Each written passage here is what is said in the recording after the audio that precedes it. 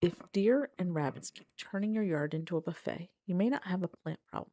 You may have a plant choice problem because some perennials are way less tempting to them and some are basically an invitation. So in this video, I'm sharing a few deer and rabbit resistant perennials that still look beautiful in your garden. And I'm also going to tease a few of the worst plants to grow if these critters are a problem where you live. Because yes, some plants are practically snacks. If you've ever walked outside and found your flowers chewed down overnight, you already know how frustrating that is. And just to be clear, nothing is completely deer and rabbit proof, but there are absolutely perennials they tend to avoid more often because of strong fragrance, bitter taste, tough foliage, or toxic compounds. So instead of fighting a losing battle with the same plants over and over, let's talk about smarter choices. First up is yarrow. This is one of those tough, dependable perennials that doesn't need a lot of fuss. It blooms for a long time, handles dry conditions once established, and brings in plenty of color without acting high maintenance. Yarrow grows in zones 3 through 9, loves full sun, and does best in well-drained soil. And one reason deer and rabbits tend to leave it alone is because the foliage is aromatic, bitter, and tough. So if you want something colorful that can handle a little neglect, yarrow is a really smart choice. Next is allium. If you want something that really stands out in the garden, allium does that instantly. Those round, globe-like flowers are so eye-catching and give your garden a totally different look. Allium grows in zones 4 through 8, likes full to partial sun, and prefers well-draining soil. Because it's in the onion family, it has a strong scent and taste that deer and rabbits usually don't want anything to do with. So this one gives you beauty without making your garden feel like an open invitation. Another great one is black-eyed Susan. This is such a cheerful, easygoing perennial. It gives you that bright, sunny color and doesn't ask for much in return. Black-eyed Susans grow in zones 3 through 10. They can handle full sun to partial shade and are drought tolerant once established.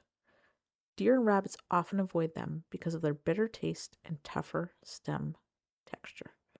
If you want an easy perennial that really earns its place, this is a solid one. Now let's talk about bee balm. If you like that colorful cottage garden look, bee balm is a beautiful choice. It adds so much life to a flower bed and brings in pollinators too. Bee balm grows best in full sun and likes moist but well-drained soil. And one big reason deer and rabbits tend to leave it alone is its strong fragrance. So this is one of those plants that gives you a whole lot without making life easier for hungry garden visitors. And yes, peonies made the list, which honestly feels like very good news because peonies are one of the prettiest flowers you can grow. They have those big, lush blooms that make everything look a little more special. Peonies grow in zones 3 through 8 and do best in full sun or late afternoon shade with rich, well-drained soil. And one reason deer and rabbits often leave them alone is their strong scent. So resistant does not have to mean boring. And I definitely have to include salvia. Salvia is one of those plants that keeps giving. It blooms beautifully, handles heat well, and once it's established, it's pretty drought tolerant too. It grows in zones 3 through 9 and loves full sun, and deer and rabbits tend to avoid it because of its bitter, strongly scented foliage. So if you want something colorful, reliable, and low maintenance, salvia is a really good one to grow. But here's the part that matters just as much. It's not only about what to plant, it's also about what not to plant. Because in the full blog post, I also shared plants deer and rabbits tend to love. And some of them are really common ones people keep buying over and over again. I'm talking about plants like hosta and patience and a bunch of others. So if you've been wondering why certain flowers keep getting wiped out, the blog is going to save you a lot of trial and error. If you want the full list of deer and rabbit resistant perennials, plus the flowers and plants deer and rabbits are more likely to go after, I linked the blog post below.